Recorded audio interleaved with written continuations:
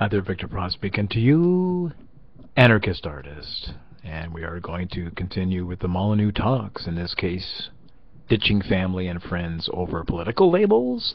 Question mark. Part 1. Yes, there will be a part 2 immediately following.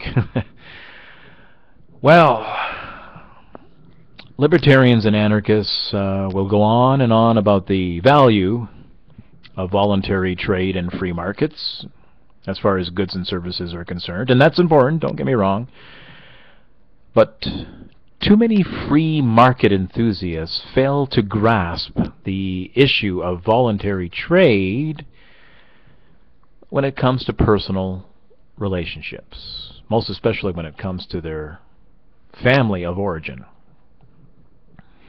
Now, we all know that we enter the market of goods and services to improve our life, to enhance our life, to raise our standard of life, to survive. That's why we enter the market. We are both consumers and producers. We fit one role at one point or another. We are either consumers or we are producers, but they're both in one and the same person. But at whatever in function that we happen to be serving at any given time, we are always traders. T-R-A-D-E-R.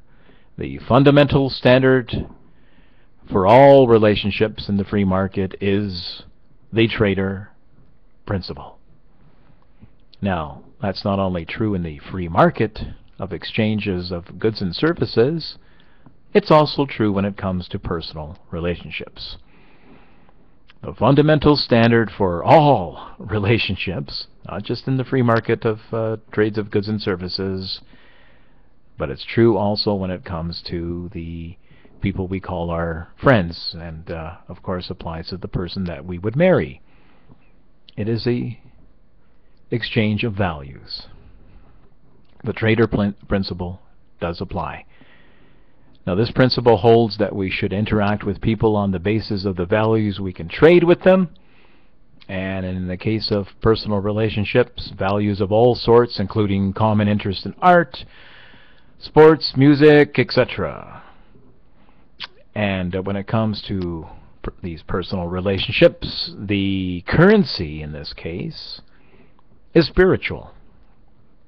And I speak as an atheist. Don't get me wrong, I'm putting a secular slant on the word spiritual, but I am using that word for a particular reason, and that is simply for the fact that unlike most relationships, unlike relationships in the market, the people that we take as our friends, or the people that or the person that we would marry, there's something much more deeper going on there than simply common interest. I mean, we meet a multitude of people where we have common interests with them and taste in movies and music and whatnot, but we don't necessarily establish a friendship with these people, much less marry them.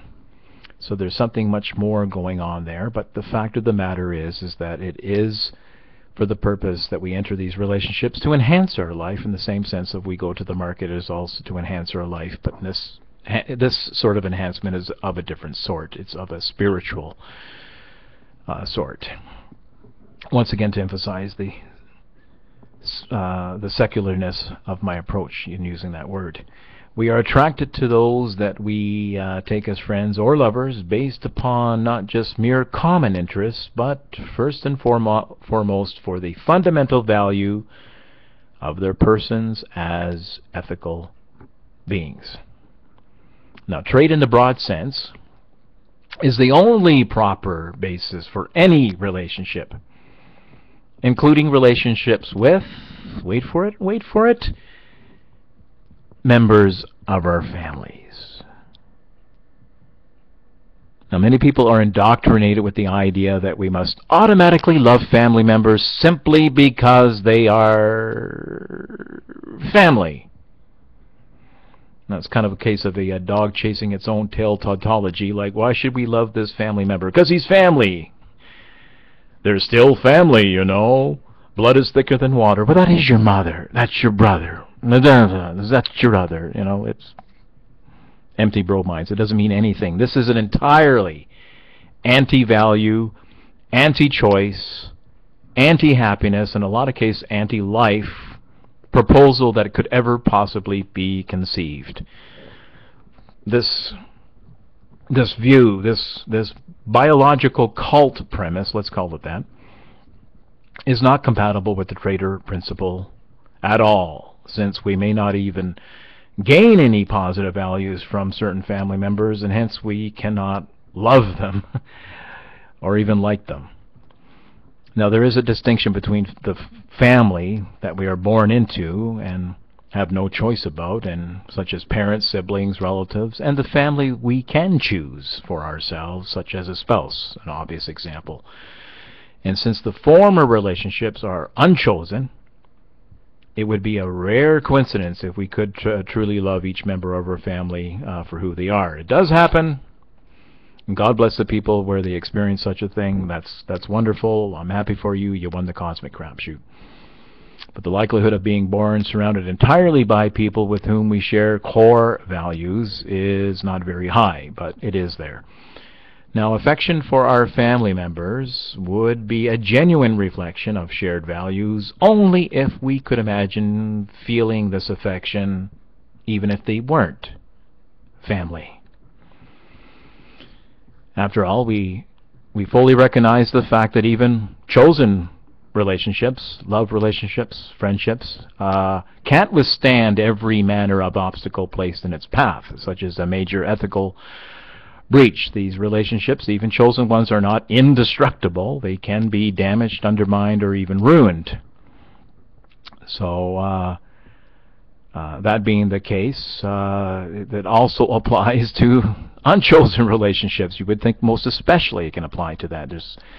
There has to be a solid foundation. There's nothing within DNA biological strands where we automatically love these people as if it were something that was just woven into the nature of things that could be touched by a button. You know, just press a button and command love and respect. It doesn't work that way. The only familial relationship in which love is the norm is one in which we have complete choice in determining who comprises our family, and that being, as I mentioned before, the person that we marry. And since we choose our partners on the basis of mutual love, this is the only relationship where it is natural and not a coincidence that a relationship is a positive one. The choice of spouse reveals the values of a person, which is mostly accurate than not, and such actions as marrying that person or befriending that person does exemplify the Trader principle of offering value for value, at the very least as a potential, but it certainly is the purpose is to enhance one's life, and values is the thing that is at the foreground here. So, as is often said in the anarchist/libertarian community, there are no unchosen obligations. Well, I'd like to add a little extra to that. There are no unchosen obligations whatsoever. That applies when it comes to members of the family. This is just part one. I'm going to continue this talk in the next one. I guess it might be a 3 or 4 part series. I'm not sure. But it's Victor Prost signing out, Anarchist Artist. Thank you for listening.